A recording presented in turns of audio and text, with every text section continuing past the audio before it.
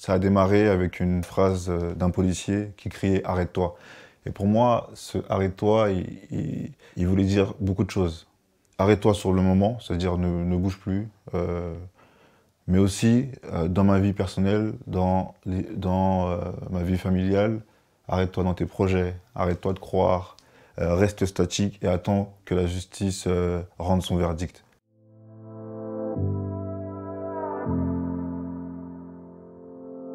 J'ai sorti un livre en mars dernier, il s'appelle Arrête-toi. Là-dedans, je raconte une histoire familiale, une histoire faite de bonheur, de drame. Tout le livre, je raconte l'histoire judiciaire qu'a vécu ma famille. C'est une vidéo de 11 minutes qui a été envoyée à la police des polices. On y voit une opération des forces de l'ordre suite à un rodéo dans un quartier populaire de Villemomble en Seine-Saint-Denis. Ce jour-là, une mère de famille qui intervient lors de l'arrestation de ses fils a perdu un œil après l'explosion d'une grenade lacrymogène à quelques mètres d'elle. À ce 25 juin 2013, déjà, je sors du travail. Et de là, je passe devant chez moi. Donc, je passe devant chez moi et à un moment donné, j'entends un grand « Arrête-toi ». Et donc là, je me retourne. Je sais pas, c'est un automatisme. Je lève mes bras. Bah, je lève les bras. Je sais pas qui j'ai en face de moi. Je sais pas encore ce qui se passe. Mais je lève les bras. Je vois voilà, un groupe de personnes courir vers moi. Et puis ils s'approchent. Et puis je me rends compte que ce sont des policiers finalement. Et là, les policiers s'approchent. Je reçois un premier coup. Là, je me dis, mais c'est pas possible. Ça m'est jamais arrivé. J'avais vu des policiers qui étaient un peu remontés, mais de là, mettre des coups sans discuter, sans savoir comment tu t'appelles et qu'est-ce que tu fais.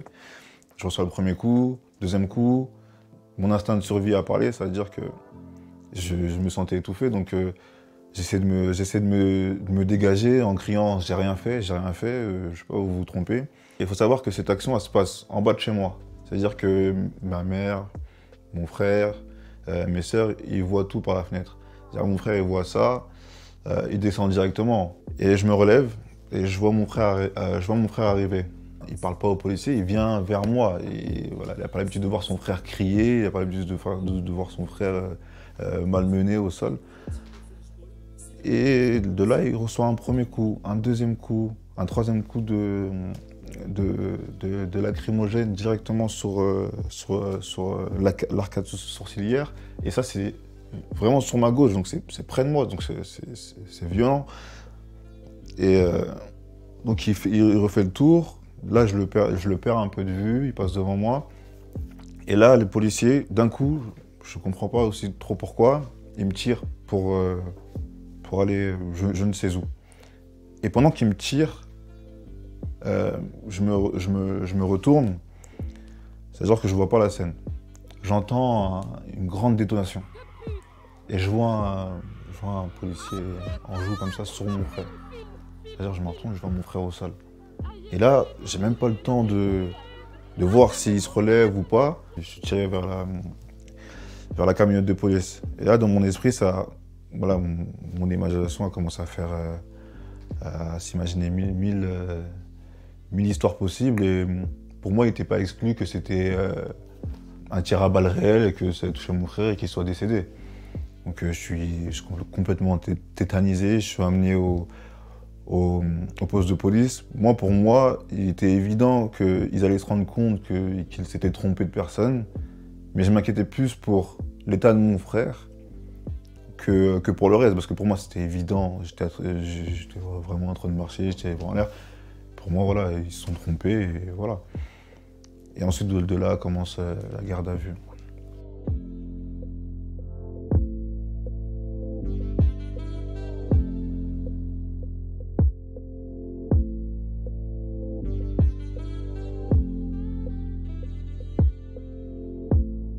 Et là, j'allume mon téléphone. J'ai mon téléphone qui vibre, il vibre. Enfin, il fallait du temps pour que tout puisse charger. Et je vois articles du Parisien, je vois plusieurs messages de soutien de mes amis. Je me dis, mais bon, j'ai pris quelques coups, mais ça va, je suis en vie, mon frère il est là. Je ne comprends pas pourquoi ça a pris autant d'ampleur. Et là, j'ouvre l'article du Parisien, je vois une mère de famille éborgnée après l'arrestation de ses enfants.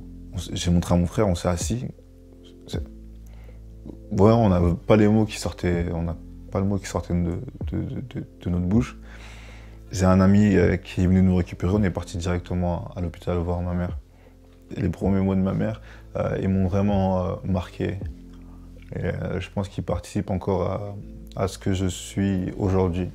C'est-à-dire que les premiers mots de ma mère, quand je l'ai vu, c'est « vous allez bien, restez de paix, ne répondez pas dans la violence, la vérité va être faite. Tant que vous êtes sortis, c'est tout ce qui m'importe. » Et je me dis que une personne qui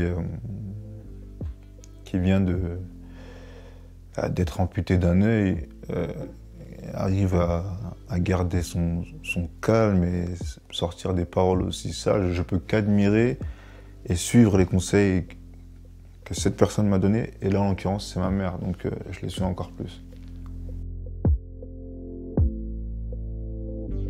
Bon, ma mère a vu toute la scène du moment où les policiers m'ont mis les premiers coups, quand mon frère a reçu le tir. Donc à partir de ce moment-là, elle a décidé de descendre. Tout le monde serait descendu. Tout le monde. Moi-même, je serais descendu si c'était mon frère ou je serais descendu. L'instinct d'une mère, l'instinct d'un parent, l'instinct d'un frère, d'une sœur, d'un ami. C'est une protection.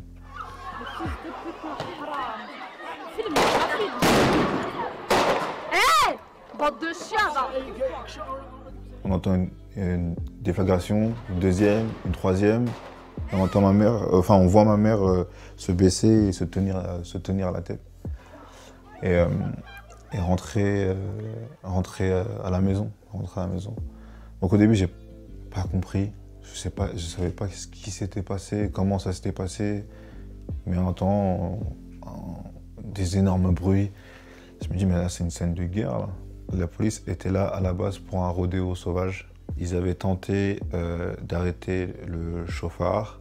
Ensuite, dès qu'ils l'ont arrêté, des policiers ont reçu des jets de pierre, apparemment des coups au visage, et ils ont craint pour leur vie.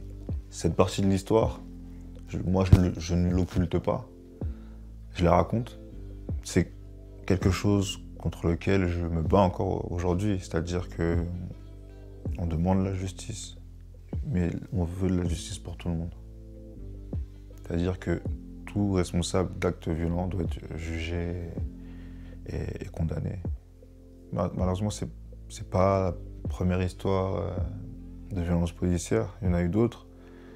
Mais je voulais pas que notre histoire avec mon frère, avec ma mère, soit une statistique dans le nombre de personnes éborgnées, dans le nombre de personnes arrêtées à tort, dans le nombre de personnes jugées aux assises à tort. Mais je voulais vraiment qu'on se souvienne de cette histoire comme une histoire qui a bouleversé une famille, un quartier, ouais, qui a bouleversé tout un monde, quand même. Les années qui ont succédé cette arrestation du 25 juin, tout n'a pas toujours été rose. On a essayé de tenir le cap, on l'a tenu à certains moments. D'autres moments, voilà, on était dans le trou, au fond de l'eau, on a essayé de se relever. On est tombé, on s'est relevé, mais voilà, écrire ce livre, ça a permis de dire que finalement, voilà, on est là, on est toujours debout et on continue à se battre et on continuera à se battre pour la justice et équité.